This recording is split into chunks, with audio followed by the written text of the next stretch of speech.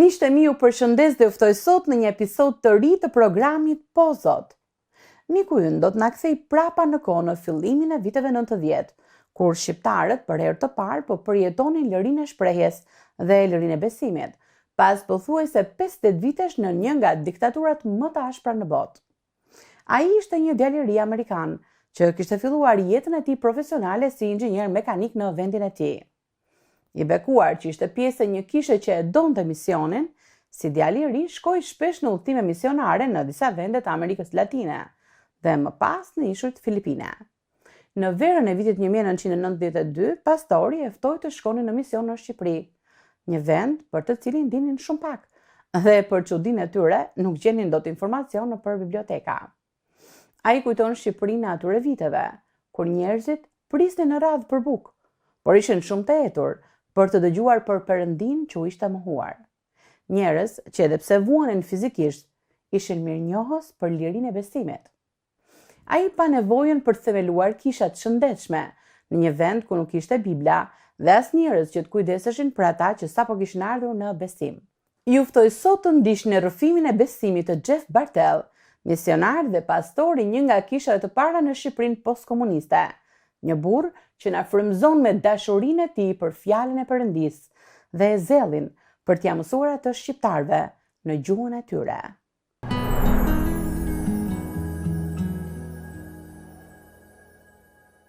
Emri im është Jeff Bartell, edhe unë pata privilegjin që të isha nga të parët misionar që ka hyrë këtu në Shqipëri në 1992. Edhe ndënja këtu për 14 vjet, duke filluar 2 kisha gjatë asaj kohe.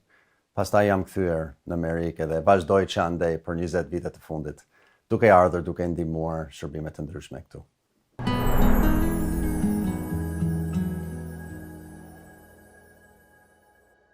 Unë nuk jam rritur në një familje krishtere. Prindërit e mi nuk shkonin në kishë, nuk patëm një Bibël në shtëpi, nuk e dija çfarë ishte.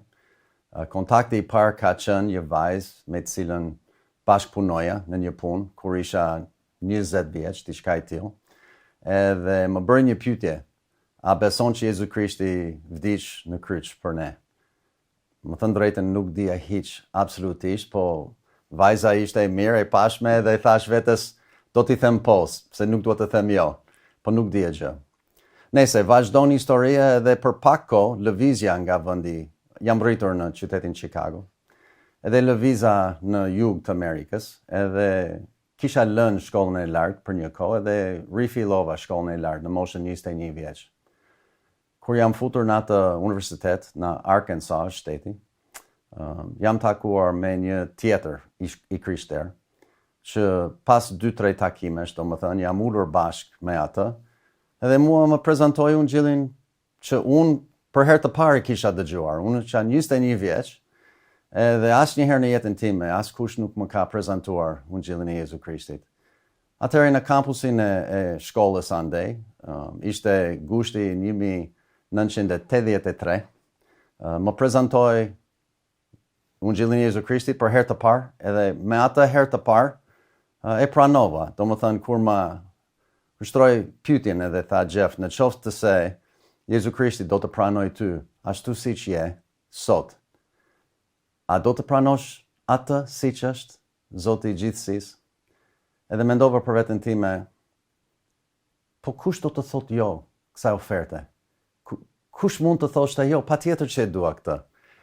Edhe pa ditur shumë, nuk dija doktrinën, nuk dija nga Bibla shumë, vetëm dija atë prezantimin që më tha, me gjithë zemër besova në shlyrën e mëkateve, domethënë me anë të gjakut të Jezu Krishtit, edhe më ka shpëtuar shpirtin dhe më ka ndryshuar jetën.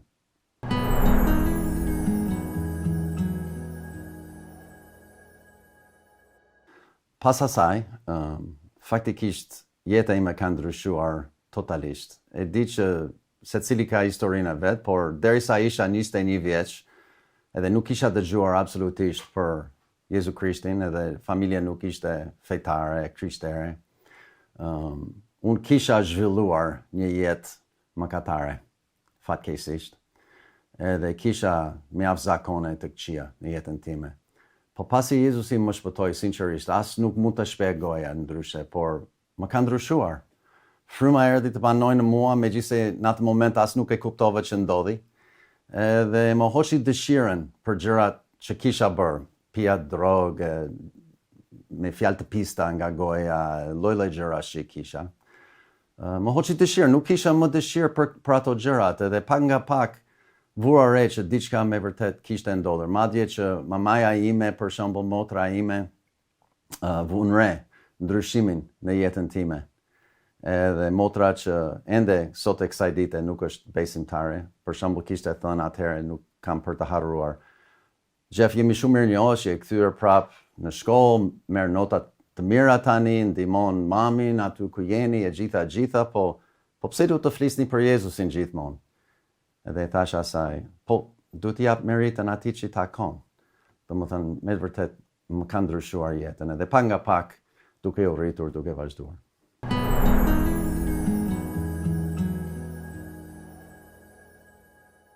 Në këtë rrjedhje historie, unë kisha mbaruar shkollën e lartë, më deshën 4 vjetë, mbarova, pastaj u diplomova me inxhinieri mekanike dhe isha në Arkansas për ato vite. Duke studiuar, vajta në kish, u pagzova, u bëra pjesëtar të grupit të studentëve e gjëra të tilla.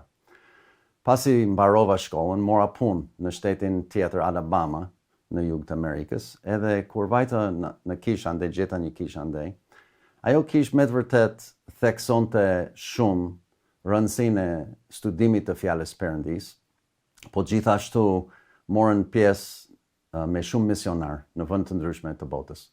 Edhe çdo vit ajo kishte një konferencë të veçantë për misionarët. Ftonin misionar të vinë, japin dëshmi nga historitë e tyre, kishte organizonte udhëtime të ndryshme në shtete të ndryshme të botës. Edhe unë isha tani diplomuar, beqar, vetëm, kisha më shumë para se sa do të kisha më përpara si student të paktën, kisha mundësi të shkoja në ato udhëtime. Edhe vajta një udhëtim bashkë me ata në Amerikën Latine në një vit, edhe pas 2 vjetëve vajta në udhëtim tjetër tek ishujt Filipinas. Edhe pas 2 vjetëve, domethënë e bën udhëtimin për në Shqipëri në 92 që kur u hap.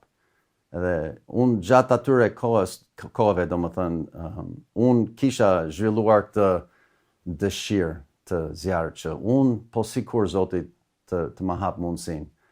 Unë dua që të jem misionar, nuk dua që të jem një inxhinier që është edhe një krishter, dua të jem një krishter, misionar që edhe mund të bëj punën e inxhinierit.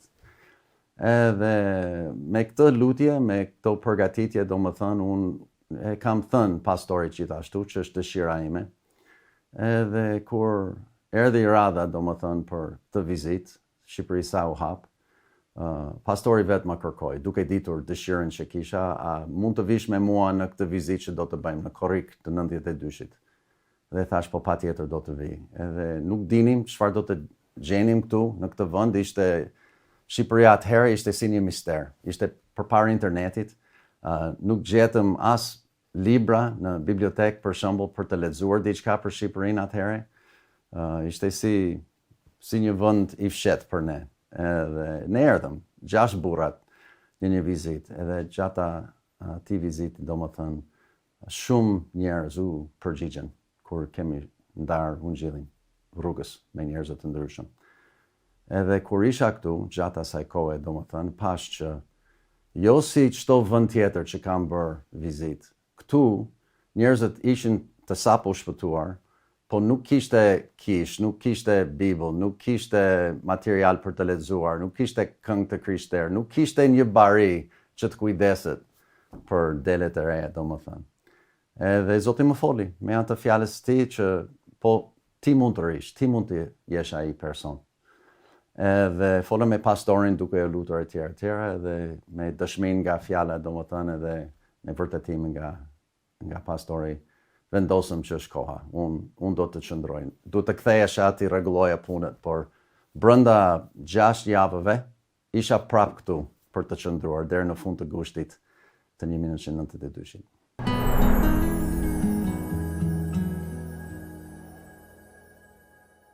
Shqipëria sot është shumë ndryshe, diskutohet, atëherë ishte vërtet vend i varfër, edhe nuk kishte shumë gjërat komode, do më thënë, në dispozicion.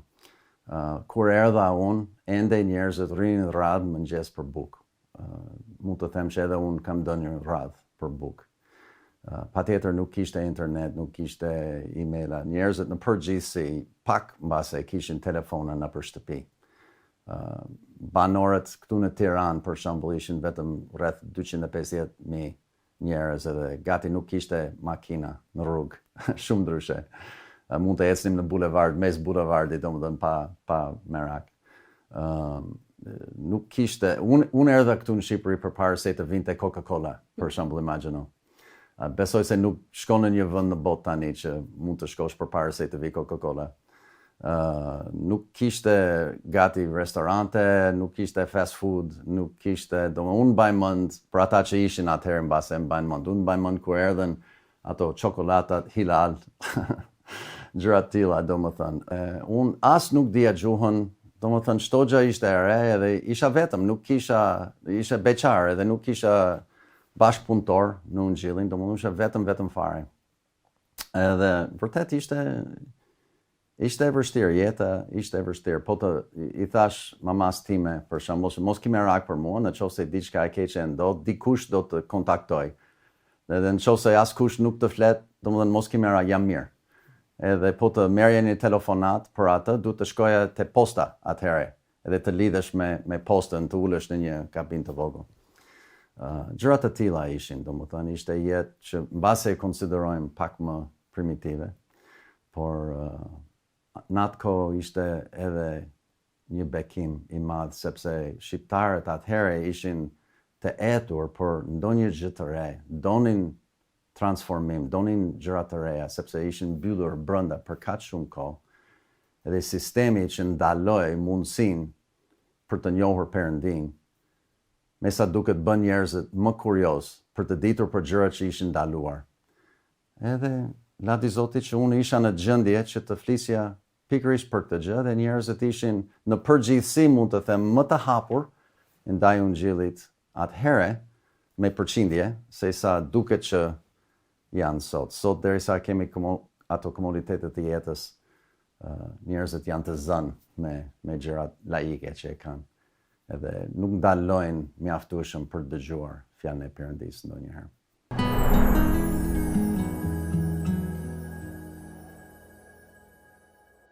Janë shumë patjetër, mbase më e rëndësishmja do ishte fakti që edhe në vizitën 2 javore që bëm ne me pastorin, ne morëm përkthyset, ishin vajzat nga fakulteti i anglishtës. Edhe një prej tyre u shpëtua atë ditën e parë që erdhëm. Edhe kur është prezantuar Ungjilli, unë isha bashkë në dhomë, ishte pastori që fliste me atë. Ai prezantoi Ungjillin qartë edhe ajo kuptoi që ti më thua që Perëndia na ofron jetë që është e përjetshme, zgjat për jetë, po dhe njëkohësisht është falas. E përjetshme dhe falas. Kush mund të thotë jo? Edhe ajo e pranoi atë. Tani, në vazhdimin e punës, dikush tjetër kishte vendosur, se kishim edhe një grup pas nesh që erdhen pasi u larguam ne, që erdhen këtu për ungjillëzim. Drejtuesi i grupit të dytë, domethënë, kishte vendosur për këtë përkthyese të bashkëpunoj me mua pasi të kthehem unë në fund të gushtit. Edhe ajo si punë, domethënë ishte akoma studente, mori këtë punë të sa mbaroi ditën e punës, punonte si përkthysja ime. Edhe ne duke bredhur nga Tirana der me der, duke trokitur, domethënë njerëzit hapshin edhe dyert edhe naftuan brenda edhe shumë njerëz pranuan Krishtin. Ajo përkthysja, më në fund, ne u lidhëm bashkë edhe është bërnusja ime. Ne kemi krijuar familjen këtu, kemi përgjithje këtu. Pas asaj, ishte vllai i vogël i asaj, që fillonte të frekuentonte në një grup tjetër të adventistëve ditës 7.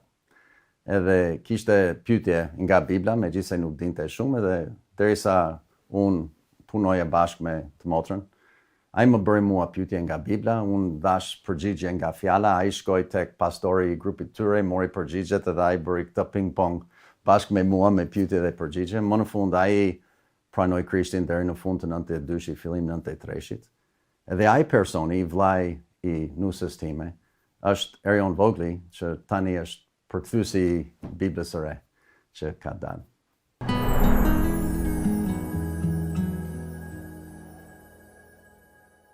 Pikërisht fjala është ushqimi, domethënë Bibla vetë na tregon që është ushqimi ynë frymërar, apo jo.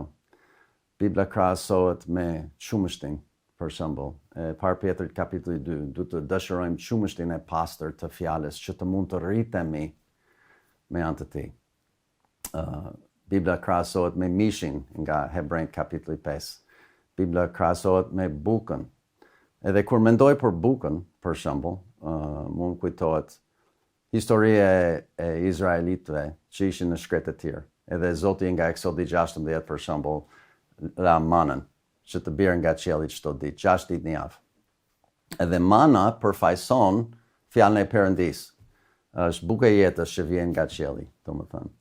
Edhe mana interesante, sepse nëse lexoni tërë atë kapitull, pak se gjatë, ka shumë krahasime me gjëra që duhet ta kuptojmë me jetën tonë me Zotin, në mënyrën si u shehemi prej tij. Mana binte çdo ditë. Binte, domethënë, duhet të merremi me atë çdo ditë. Binte në mëngjes. Tha sa të vi dielli, domethënë do të shkri në faqen e tokës. Atëherë, nëse do të mbledhim manën, do të mbledhim në mëngjes. Tani nuk duhet të them që detyrimisht duhet të lexojmë në mëngjes, por në përgjithësi them që na ndihmon më shumë në qoftë se gjë e parë nga dita, përpara se dalim për ditën, aktivitet të ditës, të lexojmë Biblën. Pse? Sepse Bibla do të na bëj gati për atë ditë dhe sfidat që do të vinë.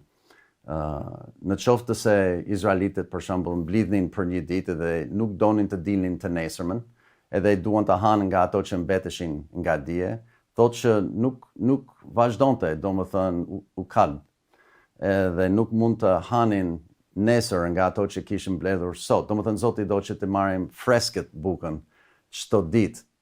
Edhe duhet të kemi një marrëdhënie me Zotin vetë. Edhe domethënë si mund të njohim atë, si dim gjë për Perëndin, nëse ai nuk zbulon veten e tij ndaj nesh, nëse nuk kemi fjalën, nuk kemi mundësi të dim vullnetin e tij, dëshirat e tij, si mendon, si trajton çështje të ndryshme.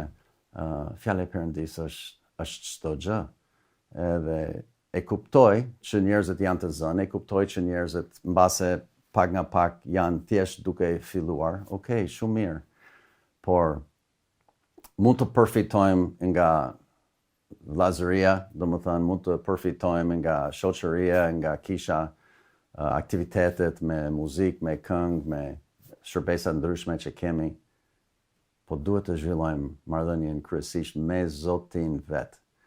Edhe duhet të zhvillojmë një marrëdhënie bashkë, çfarë duhet të komunikojmë. Nëse do të komunikojmë, do të thotë që ai na flet, ne si na flet kështu. Ne flasim atij, si flasim atij me anë të lutjes.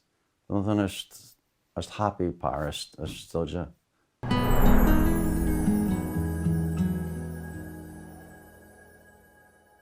Zoti është interesuar për çdo gjë që ndodh në jetën tonë. Kur Bibla na tregon për shembull 2 Timoteut kapitulli 3, që gjithë shkrimi është dhënë me anë të frymëzimit dhe është dobishëm për doktrinë, për edhe doktrinë, mësimet, ato gjëra që Zoti ka për të na mësuar, çdo lloj doktrine, po edhe për çortim, edhe për korrigjim, edhe me edukim në drejtësi bërëje. Domethënë Zoti do që të na ndrejç edhe në çdo hap të jetës. Psalmi 119, 105, fjala jote është një llampë në këmbën time, në dritë në shtegun tim. Edhe Zoti do që të ndriçoj jo vetëm horizontin, po edhe ata hapin tjetër që ke.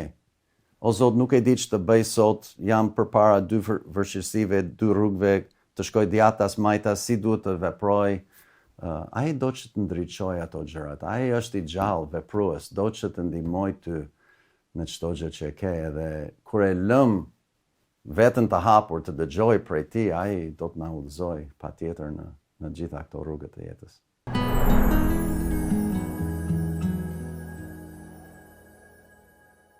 Një varg që gjithmonë duhet ta hap është letra e parë Korintasve, kapitulli 15.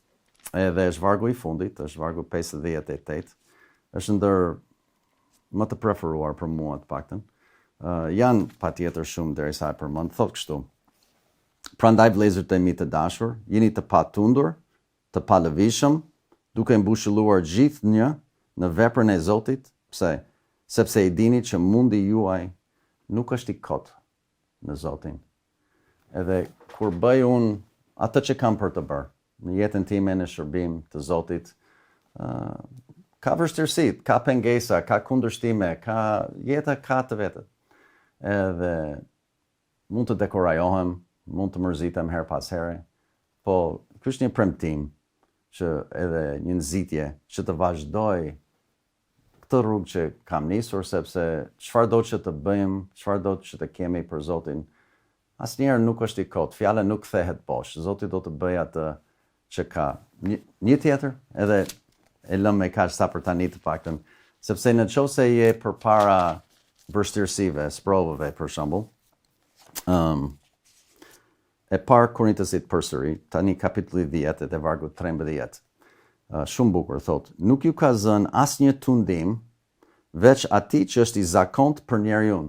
Mund mendojmë ndonjëherë, po ç'më ka gjetur mua që unë jam I vetmi në botë që po kaloj këtë, për shembull nuk është e vërtetë, tundimet janë të zakonshme për ne të gjithë, dalin në mënyra të ndryshme.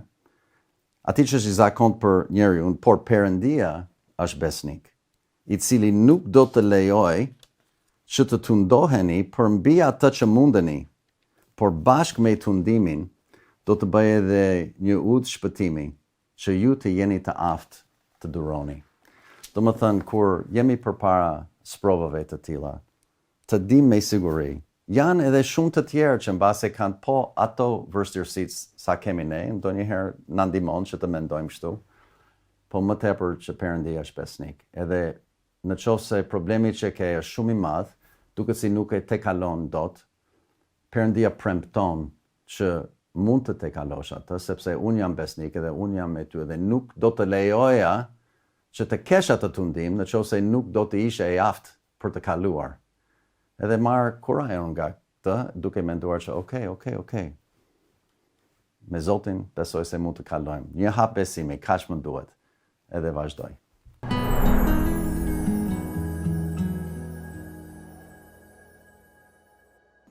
Ja, Biblia që kam këtu tani është versioni I ri që ka dalë dhe quhet Kristforidi I dytë. Edhe është bërë, unë nuk kam marrë pjesë direkt në përkthim, po në bikëqyrje të procesit. Erion e Jonidën Vogli janë ata që kanë bërë përkthimin.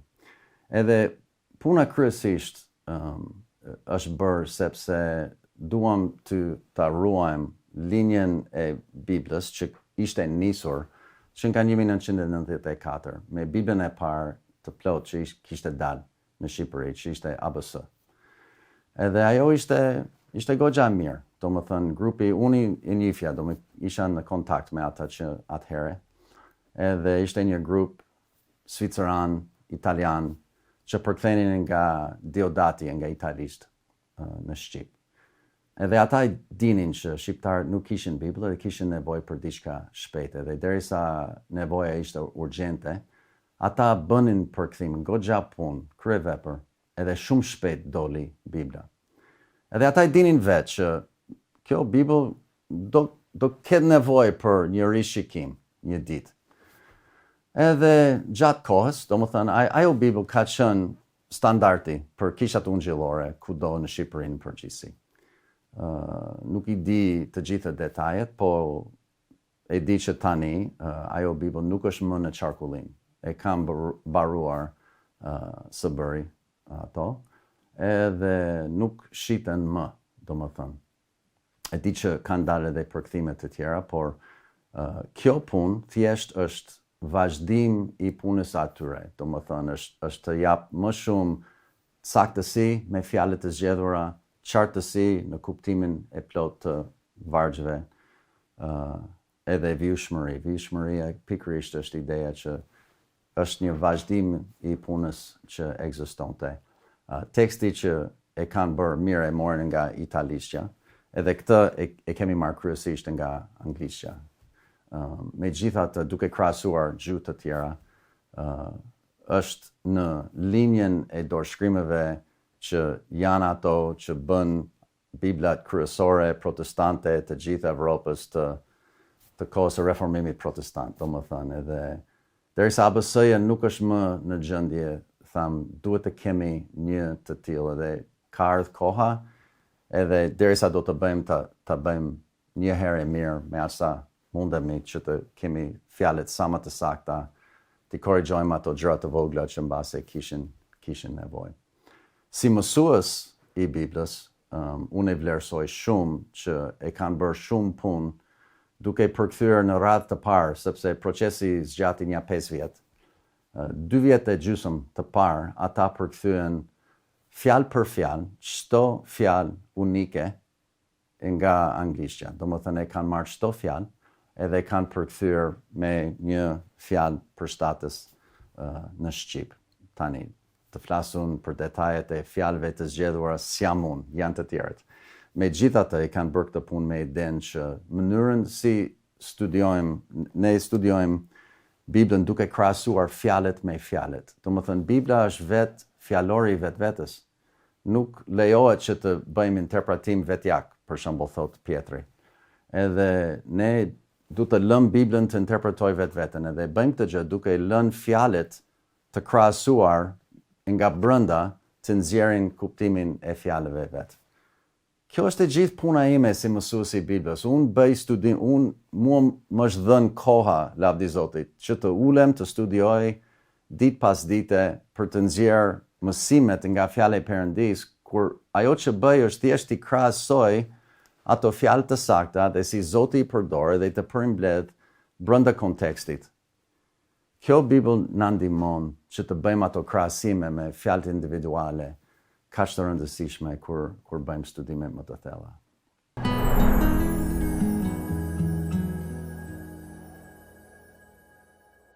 Rëndësia është që të kemi një spirancë që na mban, sepse vinë era të ndryshme që fryn apo jo.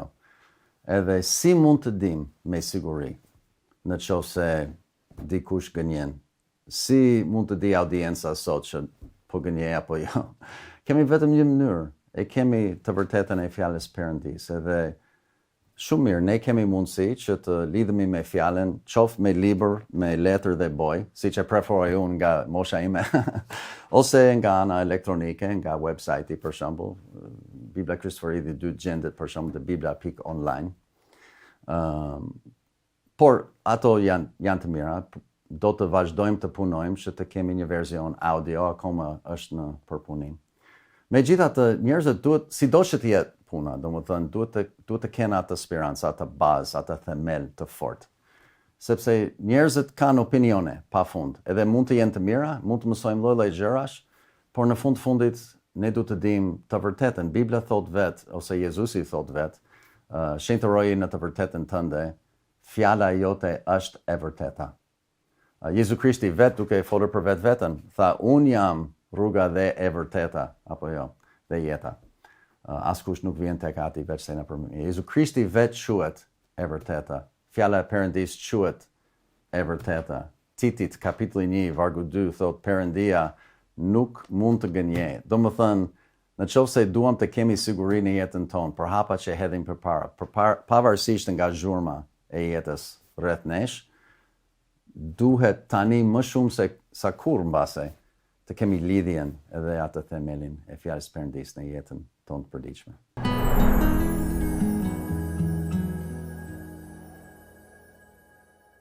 Unë gjithmonë kam qenë pastor për mbi 30 vjetë dhe duke ndihmuar besimtarët të rinj gjithmonë në hapet e para të jetës tyre. Dhe pavarësisht a janë hap të para apo hap të 100 është mirë të fillojmë të kemi një sistem të lexojmë Biblën, që nga fillimi deri në fund. Tani, Bibla, si fjalë, në greqisht do të thotë libër.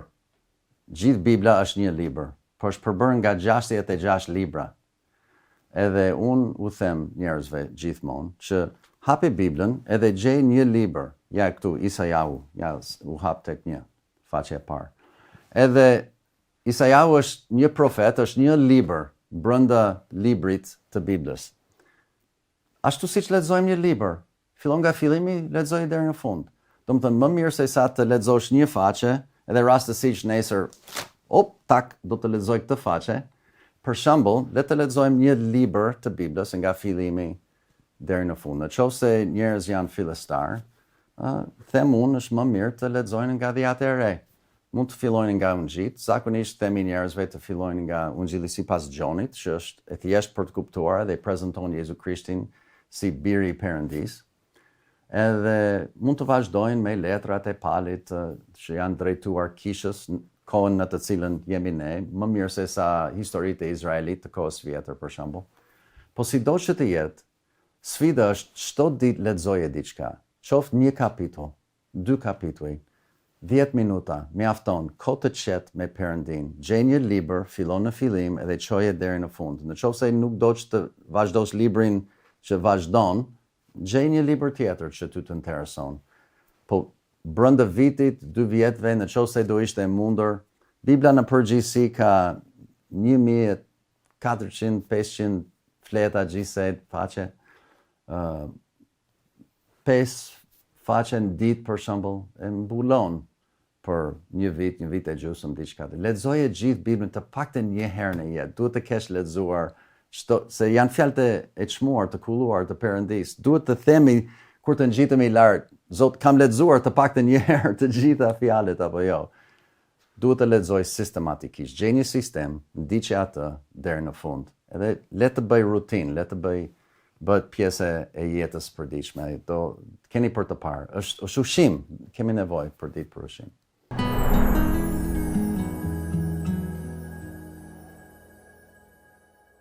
Lutju Zotit, kërkoje që ai të ju flasi, hape fjalën e tij me të qëndrim. O Zot, nuk di shumë, nuk di nga të filloj, po nëse mund të më flasësh zemrën, sepse kam nevojë për ty, kam nevojë të dëgjoj zërin tënd.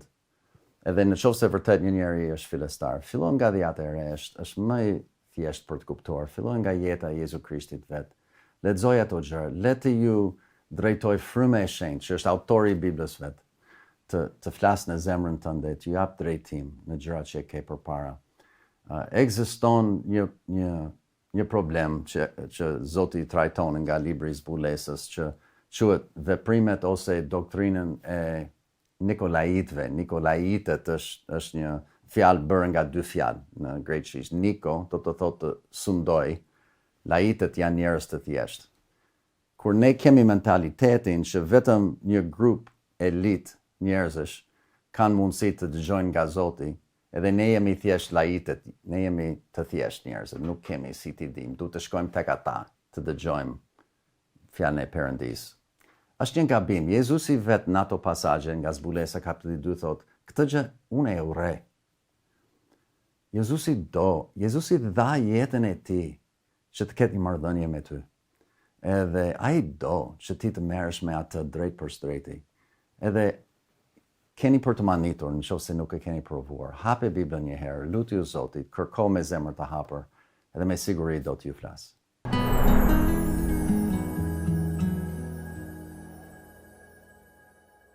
Unë thjesht do të them që nuk humbet kohën kot duke studiuar fjalën e Perëndis. Unë kam bërë këtë shërbim të Zotit me kënaqësi, siç thash, për 3 deri në 4 dekada tani. Edhe unë kam vënë re këtë. Njerëzit që kanë për të ecur përpara, për besimtarët flas. Njerëzit që kanë për të ecur përpara janë po ata njerëz që janë, siç them unë, të librit. Janë njerëz që dëshirojnë, e duan shumë, edhe lexojnë e studiojnë fjalën e Perëndis. Njerëzit të tjerë që thjesht patjetër e duan Zotin, nuk e vënë dyshim.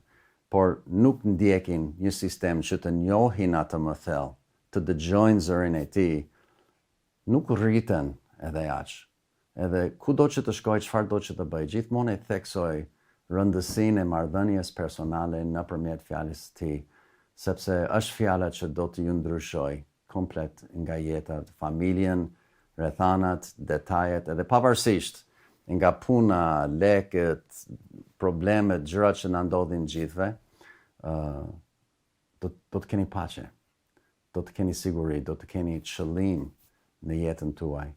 Edhe në fund të fundit, kur arrin afër fundit, kam më shumë brapa meje në jetë se sa kam përpara meje, besoj, për sa i përket moshës. Unë duhet të përfundoj duke qenë i paqët, që kam bërë atë që Zoti ka kërkuar. Një jetë e suksesshme, është një jetë që kupton atë që Zoti do dhe bën atë që i thot, duke i bindur fjalës së tij. Pavarësisht nga detyrat e tjera që e keni, gjej pak kohë, futu këtu brenda në faqet e Biblës edhe keni për të parë ndryshime në jetë.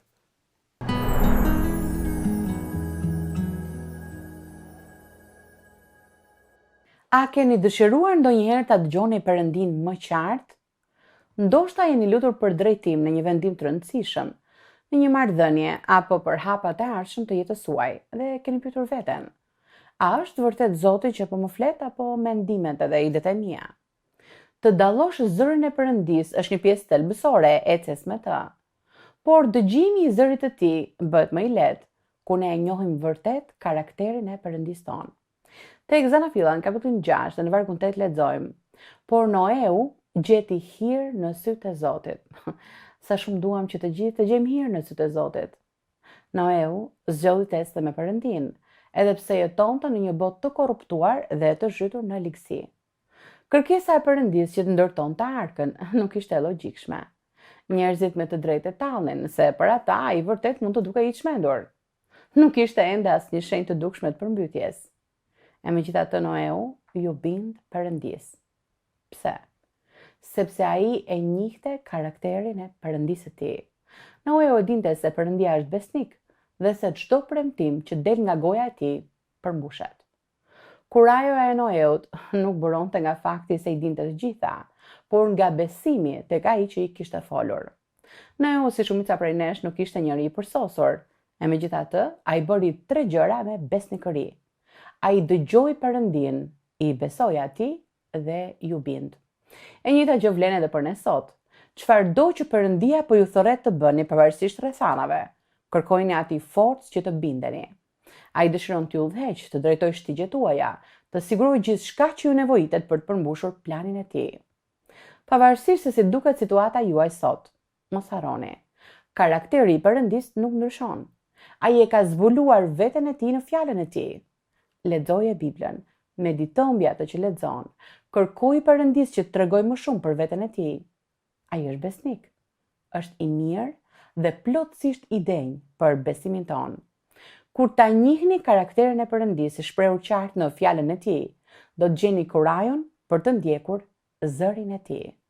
Deri në takimin tonë të ardhshëm, lutem që ashtu si Noeu, edhe ju ta dëgjoni Perëndin, të i besoni atij dhe të veproni në bindje çdo ditë.